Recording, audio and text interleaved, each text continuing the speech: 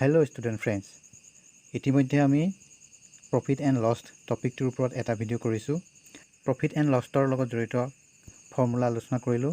তাতে আমি প্ৰফিটৰ কাৰণে দুটা ফৰ্মুলা পালোঁ আৰু লষ্টৰ কাৰণে দুটা ফৰ্মুলা পালোঁ, য'ত আমি কিনা মূল্য আৰু বিক্ৰী মূল্য উলিয়াব পাৰোঁ। তে ফৰ্মুলাকেইটা আছিলে লাভৰ ক্ষেত্ৰত SP = 100 plus profit percentage divided by 100 into CP আৰু CP = 100 divided by 100 plus profit percentage into SP। তে SP বুজাইছে চেলিং প্ৰাইচ অৰ্থাৎ বিক্ৰী মূল্য, CP বুজাইছে কষ্ট প্ৰাইচ অৰ্থাৎ কিনা মূল্য। তে SP আৰু CP উলিয়াওঁতে আমি ফৰ্মুলাকেইটা মন কৰিলে দেখিম এই পাৰ্টটো ইয়াতো আছে, খালি ইয়াতে 100 plus profit percentage divided by 100 আছে, ইয়াত 100 ডিভাইডেড বাই 100 প্লাছ প্ৰফিট মানে উল্টা হৈ আছে। যদি SP উলিয়াব দিয়ে 100 plus profit percentage divided by 100 into CP হ'ব, আৰু যেতিয়া CP উলিয়াব দিব এইটোকে উল্টাই পেলাই অৰ্থাৎ 100 divided by 100 plus profit percentage into SP কৰিলে আমি CP মানটো পাই যাম। তো এইটো হৈছে লাভৰ ক্ষেত্ৰত প্ৰফিটটো প্লাছত আহে। লোকচানৰ ক্ষেত্ৰত যদি চাওঁ 100ৰ পৰা লছ পাৰ্চেণ্টেজটো বিট কৰিব লাগে। তে SP উলিয়ালে 100 minus loss percentage divided by 100 into CP, অৰ্থাৎ চেলিং প্ৰাইচটো আমি উলিয়াওঁতে 100ৰ পৰা লছ পাৰ্চেণ্টেজটো বিট কৰিম, তাক 100ৰে হৰণ কৰিম আৰু তাৰ লগত আমি কষ্ট প্ৰাইচটো অৰ্থাৎ কিনা মূল্যটো পূৰণ কৰিম। যদি মোক কিনা মূল্যটো উলিয়াব দিয়ে এই পাৰ্টটো উল্টাকৈ লিখিম। ইয়াতে তলত 100 আছিলে, ইয়াত 100টো ওপৰত আছে। ইয়াতে 100 মাইনাছ লছ পাৰ্চেণ্টেজ আছিল ওপৰত, ইয়াত আমি 100 মাইনাছ লছ পাৰ্চেণ্টেজটো তলত পাম আৰু তাৰ লগত আমি SP পূৰণ কৰিম। তো এই ফৰ্মুলাকেইটাৰ বিষয়ে আমি ডিটেইলছ ইয়াৰ প্ৰথম পাৰ্টটোত আমি পঢ়িছোঁ। যদি তোমালোকে চোৱা নাই এবাৰ চাই ল'লে গোটেই কথাখিনি ভালকৈ বুজিবা আৰু পিছৰখিনি বুজিবলৈ তোমালোকৰ সহজ হ'ব। তো এতিয়া আমি ফৰ্মুলাকেইটা জনাৰ পিছত আমি ইয়াক কেনেকৈ ব্যৱহাৰ কৰিব লাগে আৰু কম্পিটিটিভ এক্সামত এনেকুৱা বিষয় আহিলে আমি কেনেকৈ তাক শ্বৰ্ট ট্ৰিক্সৰ সহায়ত সমাধান কৰিম সেই বিষয়ে আজি এই ভিডিঅ'টোত আলোচনা কৰিম। প্ৰথমতে আমি এই প্ৰশ্ন দুটা চাওঁ। ইয়াতে এই প্ৰশ্নটো বাওঁহাতে থকা প্ৰশ্নটো ক্লাছ 9ৰ এক্সাৰচাইজ R2ত আছে। প্ৰশ্ন আছে 30টা কণীৰ কিনা দাম 20টা কণীৰ বেচা দামৰ সমান, লাভৰ শতকৰা হাৰ কিমান সুধিছে। সোঁহাতে থকা প্ৰশ্নটো পঢ়িলে দেখিবা ইফ দ্য কষ্ট price of 100 candle is equal to the selling price of 8 candles, the gain loss percent is 20% gain, 25% loss, 25% gain, 20% loss। এই প্ৰশ্নটো আহিছিলে CTET 2014ত। এই দুইটা প্ৰশ্ন যদি মিলাই চোৱা, ইয়াতে কৈছে 30টা কণীৰ কিনা দামটো 20টা কণীৰ বিক্ৰী দামৰ সৈতে সমান। ইয়াত কোৱা আছে 10ডাল কেণ্ডেল অৰ্থাৎ 10ডাল মম কিনা দামটো তাৰ 8ডাল মমৰ বিক্ৰী দামৰ সৈতে সমান। তো প্ৰশ্ন দুইটা ছেইম প্ৰশ্ন, খালি ইয়াতে সংখ্যাকেইটা বেলেগ হৈছে। যদি প্ৰশ্ন দুইটা একেই গতিকে ইয়াৰ সমাধানৰ পদ্ধতিও একেই হ'ব, কিন্তু ইয়াতে সমাধানৰ এপ্ৰ'চটো ষ্টুডেণ্ট অনুসৰি বেলেগ বেলেগ হ'ব। যদি মই কম্পিটিটিভ এক্সামত এই অংকটো চলিউশ্যন উলিয়াবলৈ যাওঁ তেতিয়া তাৰ কৰা ষ্টাইলটো অলপ বেলেগ হ'ব, আৰু যে মই ক্লাছ 9ৰ ষ্টুডেণ্ট এজনে কেনেকৈ ছল্ভ কৰিব লাগিব তাৰ ষ্টাইলটো অলপ বেলেগ হ'ব। গতিকে এইখিনি আমি প্ৰথমতে ইয়াতে আলোচনা কৰিম। প্ৰথমতে আমি ক্লাছ 9ৰ ষ্টুডেণ্টে ইয়াক কেনেকৈ সমাধান কৰি পেলাই পাতিব লাগিব সেইখিনি আলোচনা কৰিম। নেক্সট আমি তাতে শ্বৰ্ট ট্ৰিক্সটো আলোচনা কৰিম। 30টা কণীৰ কিনা দাম 20টা কণীৰ বেচা দামৰ সৈতে সমান, লাভৰ শতকৰা হাৰ কিমান। 30টা কণীৰ কিনা দাম, তেতে কিনা দামটো আমাক দিয়া থকা নাই, 30টা কণীৰ সংখ্যাটোহে দিয়া আছে। আকৌ সেই 20টা কণীৰ বেচা দামটো দিয়া নাই, 20টা কণীৰ সংখ্যাটোহে দিয়া আছে। তে আমি প্ৰথমতে ইয়াতে ধৰি ল'ম যে তেওঁ এটা কণী কিনোতে তেওঁ দিয়ে X টকা। তে 30টা কণী কিনোতে তেওঁ কিমান টকা দিব, 30X টকা দিব। আকৌ তেওঁ এটা কণী তেওঁ Y টকাত বিক্ৰী কৰে বুলি ধৰিছোঁ। তেওঁ 30টা কণী কিমান টকাত বিক্ৰী কৰিব, 30Y টকাত। 20টা কণী তেওঁ বিক্ৰী কৰিলে কিমান পাব, 20Y টকা। এতিয়া তেওঁ 30টা কণী 30X টকাত কিনিছে আৰু তাক 30Y টকাত বিক্ৰী কৰিছে, অৰ্থাৎ 30Xটো ইয়াতে কষ্ট প্ৰাইচ অৰ্থাৎ কিনা মূল্য CP হ'ব, আৰু এইটো তেওঁ বিক্ৰী কৰিছে এইটো চেলিং প্ৰাইচ অৰ্থাৎ SP হ'ব। প্ৰশ্নত আকৌ দিয়া আছে এই যিটো তাৰ কষ্ট প্ৰাইচ কিনা মূল্যটো তেওঁ 20টা কণী বিক্ৰী কৰিলেই তাৰ কিনা মূল্যটো ওলাই যাব, অৰ্থাৎ আৰু 10টা কণী তেওঁ লাভৰ ঘৰত থাকিব। অৰ্থাৎ এই অংকটো হৈছে লাভৰ অংক, গতিকে লাভৰ সূত্ৰকেইটা আমি ইয়াতে মনত পেলাব লাগিব। প্ৰশ্নত দিছে 30টা কণীৰ কিনা মূল্য, অৰ্থাৎ 30টা কণী আমি এটা কণী x টকাত কিনিছে বুলি ধৰিছোঁ, 30টা কণী 30x টকাত কিনিছে। এই কিনা মূল্য, এই যিখিনি কিনা মূল্য এইখিনি তেওঁ কিমান 20টা কণী বিক্ৰী কৰিয়ে পাইছে। 20টা কণী বিক্ৰী কৰিছে কিমানত? এটা কণী y টকাত বিক্ৰী কৰিছে, গতিকে 20টা কণী বিক্ৰী কৰি তেওঁ পাইছে 20y। ইয়াতে যদি মই সলিউশ্যনটো উলিয়াওঁ, এতিয়া y মানটো উলিয়াওঁ, তেতিয়া কি হ'ব? 30x ডিভাইডেড বাই 20। এই 20টো y লগত পূৰণ হৈ আছিলে, সেই সমান চিহ্ন সিপাৰলৈ আহোঁতে হৰণ হ'বহি, অৰ্থাৎ y ইকুৱেল আমি কি পাই যাম? 30x ডিভাইডেড বাই 20। ইয়াতে 0 0 কাটা গ'ল, এতিয়া থাকিলে 3/2x, 3/2 into x equal y। ইয়াতে যদি মই 2ৰে যদি 3ক ডিভাইড কৰোঁ, তেতিয়া আমি কি পাই যাম? 1.5 পাই যাম, অৰ্থাৎ y ইকুৱেল কিমান পাই গ'লোঁ? আমি y ইকুৱেল কি পাই যাম? ইয়াতে 1.5x পাই যাম। 1.5 y মানটো আমি পাম 1.5x। অংকটোত আমাক উলিয়াব দিছিলে প্ৰফিট পাৰ্চেণ্টেজ। এতিয়া প্ৰফিট পাৰ্চেণ্টেজ উলিয়াবলৈ কেনেকৈ লাগে আমি ইয়াৰ আগৰ ভিডিঅ'টোত ধুনীয়াকৈ পঢ়িছিলোঁ, গতিকে এবাৰ চাই ল'বা, তোমালোকৰ বহুত সুবিধা হৈ যাব। এতিয়া প্ৰফিট পাৰ্চেণ্টেজ উলিয়াবলৈ কি কৰিব লাগিব? আমি প্ৰফিটটোক কষ্ট প্ৰাইচেৰে হৰণ কৰি তাৰ লগত 100 পূৰণ কৰিব লাগিব। প্ৰফিটটো কেনেকৈ উলিয়াম? এতিয়া চেলিং প্ৰাইচটো পৰা কষ্ট প্ৰাইচটো বিয়োগ কৰি দিম আৰু তাক কষ্ট প্ৰাইচেৰে হৰণ কৰিম, লগত 100 পূৰণ কৰিম। অৰ্থাৎ চেলিং প্ৰাইচটো আমি কিমান পালোঁ? 30y আৰু কিনা মূল্যটো কিমান আছিলে? 30x। এতিয়া 30x ইয়াক হৰণ কৰিব লাগিব ইনটু 100%। এতিয়া ইয়াতে যদি মই y মানটো পাতোঁ, y মানটো পাতিলে আমি কি পাই যাম? 30 ইনটু y মানটো আমি পাইছিলোঁ 1.5x মাইনাছ লগত আছিলে 30x ডিভাইডেড বাই 30x ইনটু 100%। এতিয়া 30 আৰু 1.5 পূৰণ কৰিলে আমি পাম 45। 45x হ'ব মাইনাছ 30x ডিভাইডেড বাই 30x ইনটু 100%। এতিয়া 45x মাইনাছ 30x, অৰ্থাৎ এতিয়া আমি পাম 15x পাই যাম, তলত হ'ব 30x ইনটু 100%। ইয়াতে 15ে 30ক হৰণ যাব দুবাৰ, x কাটা গ'ল, 2ৰে 100ক হৰণ যাব 50, গতিকে ইয়াতে মান পামগৈ 50%। অৰ্থাৎ আমি এতিয়া প্ৰফিট পাৰ্চেণ্টেজ কিমান পালোঁ? 50%। এতিয়া এই কথাখিনিকে আমি বহীত কেনেকৈ পাতিম? যে ধৰোঁ এটা কণীৰ কিনা দাম x টকা, 30টা কণীৰ কিনা দাম তেতিয়া কি হ'ব? 30x টকা। আকৌ ধৰিছোঁ যে এটা কণীৰ বেচা দাম মানে বিক্ৰী দাম y টকা, 30টা কণীৰ বিক্ৰী দাম কিমান হ'ব? 30y টকা। 20টা কণীৰ তেতিয়া বিক্ৰী দাম কিমান হ'ব? 20y টকা।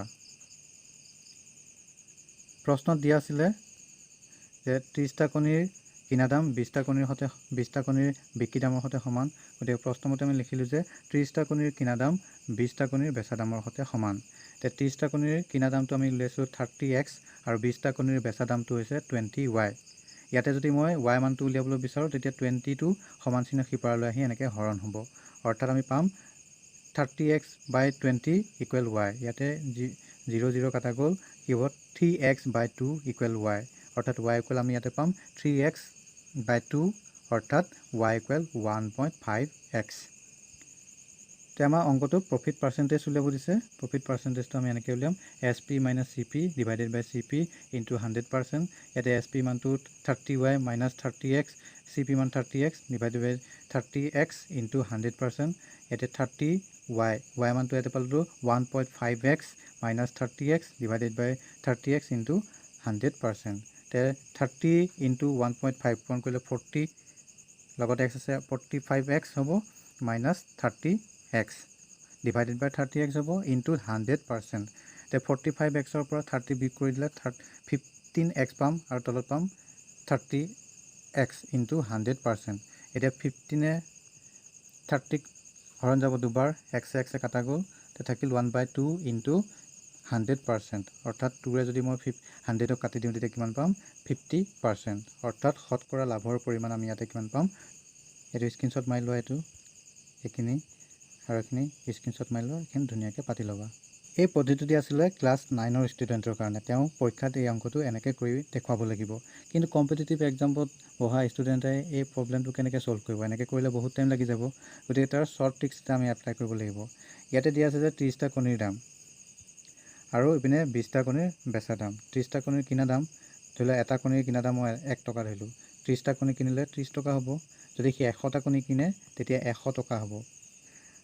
ধৰি লওক সি এটা কণী y টকাত বেচিছে, এতিয়া 20টা কণী সি বেচোঁতে 20y হ'ব। 30টা কণী বেচিলে সি 30y হ'ব।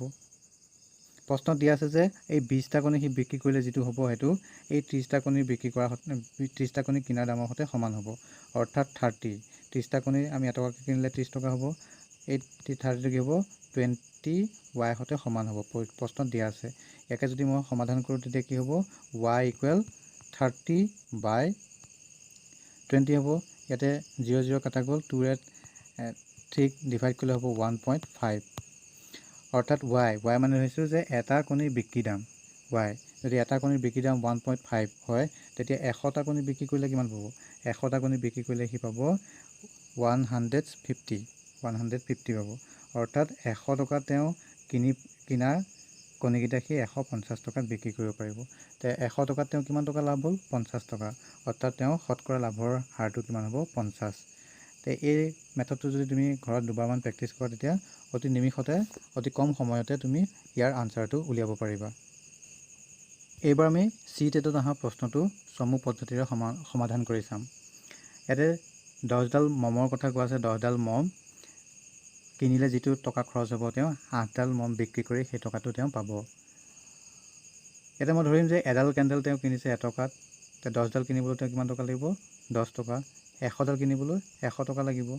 এতিয়া ধৰি লওক সি সেই মমডাল কিনি আনি y টকাত বিক্ৰী কৰিছে। তে 8ডাল মম সি বিক্ৰী কৰোঁতে কিমান টকা পাব? 8y টকা পাব। প্ৰশ্নমতে কৈছে যে এই 8yটো এই 10টোৰ সৈতে সমান হ'ব, 10ডাল মমবাতিৰ দামৰ সৈতে সমান হ'ব। অৰ্থাৎ 8y = 10 হ'ব। তে y = কিমান হ'ব? 10/8 হ'ব। 10/8। এতিয়া 8ৰে যদি মই 10ক হৰণ কৰোঁ তেতিয়া কি পাম? 1.25 পাই যাম। তে yটোৱে বুজাইছে এডাল মমবাতিৰ বিক্ৰী মূল্য। অৰ্থাৎ এডাল মমবাতিৰ বিক্ৰী মূল্য 1.25 যদি হয় তে 100ডাল মমবাতিৰ বিক্ৰী মূল্য কিমান হ'ব? 125 ৰুপিজ, মানে 125 টকা তেওঁ পাব। তে 100 টকা খৰচ কৰি কিমান পালে? 125 টকা। অৰ্থাৎ তেওঁৰ লাভ কিমান হৈছে? 25 টকা। তে 100 টকাত 25 টকা লাভ হৈছে, গতিকে তেওঁ ইয়াতে লাভ হৈছে। গতিকে লোকচানকেইটাটো বাদেই পৰিলে। এতিয়া ইয়াৰ ভিতৰত থাকিল কোনটো? 25। তাৰ আনচাৰটো হ'ব ইয়াৰে 25। তে প্ৰফিট এণ্ড লছ এই টপিকটোৰ লগত ৰিলেটেড প্ৰশ্ন বিভিন্ন কম্পিটিটিভ পৰীক্ষাত আহিয়ে থাকে। এবাৰ আমি চাওঁ এইটো যিটো পৰীক্ষাত আহিছিলে UPSC পৰীক্ষা 2014ত আহিছিলে। এতিয়া যিহেতু কম্পিটিশ্যনবোৰ দিনক দিনে বাঢ়ি গৈছে, গতিকে এক্সামৰ ষ্টেণ্ডাৰ্ডবিলাকো বাঢ়ি গৈ আছে। প্ৰায় চিভিল ছাৰ্ভিচৰ এক্সাম্পল টাইপতে হৈছে। গতিকে আমি তেনেকুৱা 2-এটা কুৱেশ্যন প্ৰেক্টিছ কৰিলে আমাৰ চান্সটো বেছি থাকিব। এতিয়া ইয়াতে প্ৰশ্নটো পঢ়ি চাওঁ কি দিয়া আছে। কৈছে যে if Suhan while selling 2 goods at the same price make a profit of 10% on one goods and suffer a loss of 10% on the other। ইয়াতে তেওঁ বিক্ৰী কৰি 10% প্ৰফিট পাইছে এটাত, আৰু এটাত কি কৰিছে 10% লোকচান হৈছে। তেনেকৈ ছেম পাৰ্চেণ্টেজ হ'লে সদায় তেওঁ কি হ'ব? লোকচানৰ ঘৰত থাকিব। আৰু লোকচানটো আমি কেনেকৈ উলিয়াম? এই পাৰ্চেণ্টেজকেইটা পূৰণ কৰি তাক আমি 100ৰে হৰণ কৰি দিম। তো ইয়াত 10% আছিল, দুইটা পূৰণ কৰিলোঁ, তাক আমি 100ৰে হৰণ কৰি দিম। তো 100ৰে হৰণ কৰিলে ইয়াতে কিমান পাম? 1%। এতিয়া 1% তেওঁ লোকচান হ'ব। তো ইয়াতে 1% লোকচান আছে। তে হি ছাফাৰ এ লছ অফ 1%, অৰ্থাৎ তেওঁ লোকচান হ'ব 1%। যদি ধৰি লোৱা তেওঁ 25% লাভ পাইছিলে এটা ছাগলীত আৰু তেওঁ 25% লোকচান হ'ল সিটো ছাগলীত, তেতিয়া কি হ'ব? 25 গুণ পূৰণ কৰিব লাগিব। 25 গুণ পূৰণ কৰি তাক 100ৰে হৰণ কৰিব লাগিব। 25 গুণ 625 হ'ব, তাক 100ৰে হৰণ কৰিলে আমি কি পাম? 6.25 পাই যাম। সেই পৰিমাণৰ তেওঁ লোকচান হ'ব। তো বুজিব পাৰিছে কথাটো? এই অংকটো কৰিবলৈ মনত ৰাখিব লাগিব কি? when loss percentage and gain percentage are same in this case there will be loss। অৰ্থাৎ যদি পাৰ্চেণ্টেজ প্ৰফিট আৰু লছ দুইটাৰ পাৰ্চেণ্টেজটো সমান হয় তেতিয়া তেওঁ শেষত গোটেইটো যদি আমি হিচাপ কৰি চাওঁ তেতিয়া তেওঁ লছ হ'ব, অৰ্থাৎ লোকচান হ'বগৈ। তাৰ বাবে আমি পাৰ্চেণ্টেজকেইটা পূৰণ কৰি তাক 100 হৰণ কৰি দিলে আনচাৰটো ওলাই যাব। তে আমি এটা অন্য এটা প্ৰশ্ন চাওঁ। এইটো ক্লাছ 9ৰ পাঠ্যপুথিত থকা প্ৰশ্ন। কৈছে এটকাত 4টাকৈ নেমু কিনি 20% লাভত বিক্ৰী কৰিলে এটা নেমুৰ বিক্ৰী মূল্য কিমান হ'ব? ইয়াতে কৈছে টকাত 4টাকৈ নেমু কিনিছে, অৰ্থাৎ 4টা নেমু তেওঁ কিনিছে 1 টকাত। তে এটা নেমু কিনোতে তেওঁ কিমান টকা দিব লাগিব? 1/4 হ'ব, মানে 0.25 টকা, মানে 25 পইচা দি তেওঁ এটা নেমু কিনিছে। এইটো কিনা মূল্য, অৰ্থাৎ CP। তেওঁ তাক বিক্ৰী কৰিছে কিমান পাৰ্চেণ্ট? 20%, অৰ্থাৎ প্ৰফিট পাৰ্চেণ্টেজটো আমাক দিয়া আছে। প্ৰফিট পাৰ্চেণ্টেজটো দিয়া আছে আমাক 20%। তে আমাক কি উলিয়াব দিছে? বিক্ৰী মূল্য SP উলিয়াব দিছে। তে SPৰ ফৰ্মুলা আমি শিকিছোঁ। এইটো লাভৰ ক্ষেত্ৰত প্ৰফিট, গতিকে SP ফৰ্মুলাটো আমি পাতি পেলাই এইটো ছল্ভ কৰিব। SP equal 100 plus profit percentage divided by 100 into CP। ইয়াতে 100 প্ৰফিট ইয়াতে কিমান দিছে? প্ৰফিট পাৰ্চেণ্টেজ দিছে 20%, ডিভাইডেড বাই 100 ইনটু CP আমাক কিমান দিছে? এটা নেমুৰ কিনা মূল্যটো 0.25। তে আমি ওপৰ লাইনত কি পাই যাম? এই দুটা যোগ কৰিলে কিমান হ'ব? 120 হৈ যাব।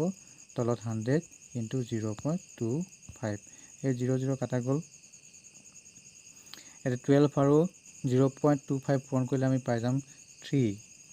তাক যদি মই 10 ডিভাইড কৰোঁ তেতিয়া মই কি পাই যাম? 0.3, অৰ্থাৎ SPটো মই কি পাই গ'লোঁ? 0.3, মানে SP মানে বিক্ৰী মূল্য, অৰ্থাৎ এটা নেমু তেওঁ বিক্ৰী কৰি পেলাই কিমান পাব? 0.3। এই কথাখিনিকে মই বহীত কেনেকৈ পাতিম? যে দিয়া আছে 4টা নেমুৰ কিনা মূল্য 1 টকা, গতিকে এটা নেমুৰ কিনা মূল্যটো উলিয়াই ল'ম। এটা নেমুৰ কিনা মূল্য আমি কিমান পালোঁ? 0.25 টকা। এতিয়া আমি উলিয়াব লাগে ইয়াতে বিক্ৰী মূল্য, অৰ্থাৎ আমি ইয়াতে SP উলিয়াব লাগে। SP ইকুৱেল কি হ'ব? 100 plus profit percentage divided by 100 into CP, মানে কষ্ট প্ৰাইচ। 100 প্লাছ প্ৰফিটটো আমাক দিয়া আছিলে 20%, ডিভাইডেড বাই 100 ইনটু CP।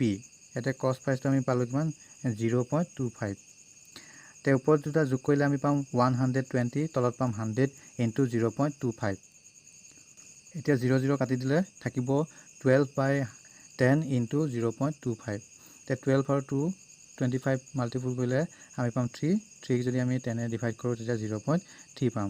অৰ্থাৎ এই 0.3টো হৈছে SP, অৰ্থাৎ চেলিং প্ৰাইচ, অৰ্থাৎ তেওঁ বিক্ৰী মূল্য কিমান হ'ব? 0.3 টকা। এটা নেমুৰ বিক্ৰী মূল্যটো হ'ব 0.3 টকা। তে নেক্সট প্ৰশ্ন চাওঁ। কোনো এটা বস্তু 10% লাভত বিক্ৰী কৰা হ'ল, তাৰ কিনা দাম আৰু বেচা দামৰ অনুপাত কিমান? ইয়াত বস্তু এটাৰ কিনা দাম আৰু বেচা দামৰ অনুপাত উলিয়াব দিছে। কিনা দামো দিয়া থকা নাই, বেচা দামো দিয়া থকা নাই, জাষ্ট দিয়া আছে 10% লাভত। তে ধৰি ল'ম কিনা দামটো, অৰ্থাৎ CPটো আমি ধৰি ল'ম X, আৰু প্ৰফিট পাৰ্চেণ্টেজটো আমাক দিয়া আছে 10%, গতিকে SP উলিয়াব লাগে। তে SP উলিওৱা ফৰ্মুলাটো আছিলে SP equal 100 plus profit percentage divided by 100 into CP। তে 100 plus profit percentage 10/100 into CP মানে কিনা মূল্য, আমি ইয়াতে X ধৰিছোঁ। তে 100 আৰু 10 প্লাছ কৰিলে 110 হ'ব, ডিভাইডেড বাই 100 ইনটু X থাকিব, 0 কাটা গ'ল, তেতিয়া আমি পাই যাম 11.10 ইনটু X হ'ব। তে আমাক ইয়াতে উলিয়াব দিছে কিনা দাম আৰু বেচা দামৰ অনুপাতটো। কিনা দাম আমি ধৰি ল'লোঁ X বুলি, আৰু বেচা দামটো আমি পালোঁগৈ 11X/100। দুইটাৰ অনুপাত উলিয়াবলৈ আমি কি কৰিম? এইটো হৰণ কৰি দিম CP/SP। তে CP কিনা মূল্যটো আমি X বুলি ধৰি লৈছোঁ, আৰু বিক্ৰী মূল্যটো পালোঁ 11X/10। এতিয়া ভগ্নাংশৰ হৰণ হৈ আছে, গতিকে ইয়াৰ যিটো হৰটো ওপৰৰ লগটোৰ লগত পূৰণ হৈ যাব। এতিয়া পূৰণ হ'লে আমি পাই যাম কিমান? 10X/11X। ইয়াতে X কাটা যাব, তেতিয়া থাকিব কিমান? 10/11, 10/11, অৰ্থাৎ ইয়াতে অনুপাতটো কিমান হ'ব? 10:11। তাকে আমি বহীত পাতি ল'ম এনেকৈ, যে ধৰোঁ কিনা দাম X টকা, বিক্ৰী দাম 100 plus profit percentage divided by 100 into CP তে প্ৰফিট পাৰ্চেণ্টেজটো আমাক দিয়া আছিল 10 গতিকে 100 প্লাছ 10 ডিভাইডেড বাই 100 ইনটু এক্সটো আমি ধৰি লৈছোঁ কিনা দাম বুলি গতিকে আমি পাওঁ ওপৰত 100 আৰু 10 প্লাছ কৰিলে 110 তলত 100 ইনটু এক্স 0 0 কাটা গ'ল তেতিয়া 11/10 ইনটু এক্স হ'ব এইটো বিক্ৰী দাম এতিয়া আমাক উলিয়াব দিছে যে কিনা দাম আৰু বিক্ৰী দামৰ অনুপাতটো গতিকে ইটোৱে সিটো হৰণ কৰিম যে কিনা দামক আমি বিক্ৰী দামটোৱে হৰণ কৰিছোঁ 11/x/10 নে 11/x/10 এক্সক হৰণ কৰিছোঁ তেতিয়া আমি কি পাই যাম এই 10টোৰ ওপৰৰ এক্সটোৰ লগত পূৰণ হৈ যাব 10x হৈ যাব তলত থাকিব 11x তে x কাটা গ'ল থাকিব 10/11 অৰ্থাৎ অনুপাতটো আমি কি বুলি লিখিব পাৰিম ইয়াতে 10:11 তে কিনা দাম আৰু বিক্ৰী দামৰ অনুপাতটো কিমান হ'বগৈ 10:11 তে ইয়াৰ পৰা স্ক্ৰীনশ্বটটো মাৰি ৰাখিলে লিখিবলৈ সুবিধা হ'ব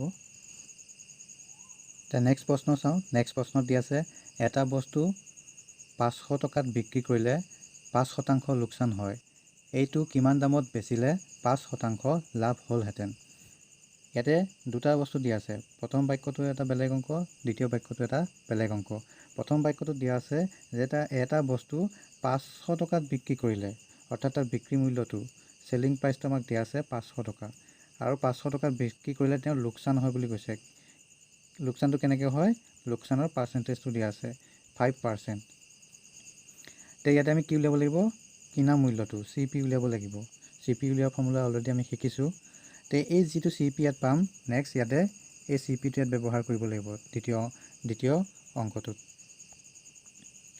এই অংকটো প্ৰথমতে আমাক লোকচান হৈছে বুলি কৈছে লছত আমি CP উলিওৱাৰ ফৰ্মুলাটো কি আছিলে CP equal 100/100 minus loss percentage into SP এতিয়া 100/100 মাইনাছ লছ ইয়াতে লছৰ পাৰ্চেণ্টেজটো কিমান দিয়া আছে 5 ইনটু SP কিমান ইয়াতে 500 গতিকে ওপৰৰ কিতাপ পূৰণ কৰিলে আমি কিমান পাওঁ 50,000 আৰু তলত পাই যাওঁ আমি 95 এইটো এনেকৈ ৰাখিম নেক্সট আমি কি কৰিম এই দ্বিতীয় পাৰ্টটো পঢ়ি চাওঁ কৈছে এইটো কিমান দামত বেচিলে 5% লাভ হ'লহেঁতেন তেওঁ এটা বস্তুৱে কিনা মূল্যটো একে থাকিব কিমান দামত বেচিলে 5% লাভ হ'লহেঁতেন অৰ্থাৎ কিনা মূল্যটো ইয়াত একেটাই হ'ব কিনা মূল্যটো কিমান হ'ব 50,000 ডিভাইডেড বাই 95 ইমান পৰিমাণৰ বস্তুটো আমি যদি বিক্ৰী কৰি দিওঁ তে বিক্ৰীটো আমাক কিমান হ'ব লাগিব 5% লাভত হ'ব লাগিব তে 5% লাভত হ'লে তাৰ চেলটো কিমান হ'ব চেলিং প্ৰাইচটো অৰ্থাৎ SP প্ৰফিটৰ ক্ষেত্ৰত SPটো কেনেকৈ উলিয়াম SP equal 100 plus profit percentage divided by 100 into CP 100 profit percentage 5 divided by 100 into CPটো আমি কিমান উলিয়াইছিলোঁ 50,000 ডিভাইডেড বাই 95 ইয়াতে 0 0 ইয়াত 0 0 লগত কাটা গ'ল আৰু ইফালে 100 প্লাছ 5 অৰ্থাৎ 105 হ'ব তাৰ লগত 500 পূৰণ কৰিব লাগিব 100 প্লাছ 5 অৰ্থাৎ 105 ইনটু 500 ডিভাইডেড বাই 95 এইটো পূৰণ কৰিলে আমি পাম 525,000/95 ইয়াকে যদি মই 95 হৰণ কৰোঁ তেতিয়া আমি আনচাৰটো পাম 552.64 অৰ্থাৎ এইটো আমি কি উলিয়াইছোঁ SP অৰ্থাৎ চেল প্ৰাইচ মানে বিক্ৰী মূল্য যদি মই 552.64 অৰ্থাৎ 552.64 টকাত বস্তুটো বিক্ৰী কৰোঁ তেতিয়া মোৰ 5% লাভ হ'ব বহীত এনেকৈ পাতিম যে প্ৰথম ক্ষেত্ৰত বিক্ৰী মূল্যটো 500 টকা লোকচানৰ শতকৰা হাৰ 5% কিনা মূল্য CP 100 divided by 100 minus loss percentage into SP 100 minus 5 loss পাৰ্চেণ্টেজটো 5 গতিকে 5 ইনটু 500 SP আমাক দিয়া আছিলে বিক্ৰী মূল্য 500 তে আমি পাম ওপৰত পাম 100 আৰু 500 পূৰণ কৰিম তলত 95 হ'ব 100ৰ পৰা 5 বিক কৰিম 95 তে ওপৰত পাম 50,000 আৰু তলত পাম 95 এইটো হৈছে আমাৰ কষ্ট প্ৰাইচ অৰ্থাৎ কিনা মূল্য। এই কিনা মূল্যটো যদি আমি আকৌ 5% লাভত বিক্ৰী কৰি দিওঁ তেতিয়া এইটো দ্বিতীয় ক্ষেত্ৰত হ'ব অংকটো। তাতে কিনা মূল্যটো আমি গম পাই গ'লোঁ 50,000 ডিভাইডেড বাই 95, লাভৰ শতকৰা পৰিমাণটো 5%, ইয়াতে বিক্ৰী মূল্য উলিয়াব লাগে SP, অৰ্থাৎ SPটো কিমান হ'ব 100 plus profit percentage divided by 100 into CP। তে 100 প্ৰফিট পাৰ্চেণ্টেজ 5 বুলি কোৱা আছে, তলত ফৰ্মুলা মতে 100 ইনটু CP মানটো আমি উলিয়াই থৈ দিছিলোঁ 50,000 ডিভাইডেড বাই 95। ইয়াতে 0, ইয়াৰ দুটা 0 লগত কাটি দিলোঁ, তেতিয়াহ'লে ইয়াত থাকিব 100 প্লাছ 5 মানে 105 আৰু এইটো 500 ডিভাইডেড বাই 95। এতিয়া হৰণ কৰিলে আমি পাম 552.64 টকা। এইটো বস্তুটোৰ বিক্ৰী মূল্য। প্ৰফিট এণ্ড লছ টপিকটোৰ লগত জড়িত আমি কেইবাটাও প্ৰশ্নৰ সমাধান কৰিলোঁ। বিভিন্ন পৰীক্ষাত অহা আমি 2-এটা প্ৰশ্ন সমাধান কৰিলোঁ। তথাপিতো যদি তোমালোকৰ ইয়াৰ কনচেপ্টটোত কিবা সন্দেহ থাকে মোক কমেণ্ট ছেকশ্যনত জনাবা, আৰু ইয়াৰ লগত যদি তোমালোকে ৰিলেটেড কুৱেশ্যন পোৱা মোক দিলে মই তোমালোকক ছল্ভ কৰি সহায় কৰিবলৈ যত্ন কৰিম। তে ভিডিঅ'টো চাই থকাৰ বাবে ধন্যবাদ। যদি তোমালোকে উপকৃত হৈছোঁ বুলি ভাবা লাইক, শ্বেয়াৰ আৰু ছাবস্ক্ৰাইব কৰিবা।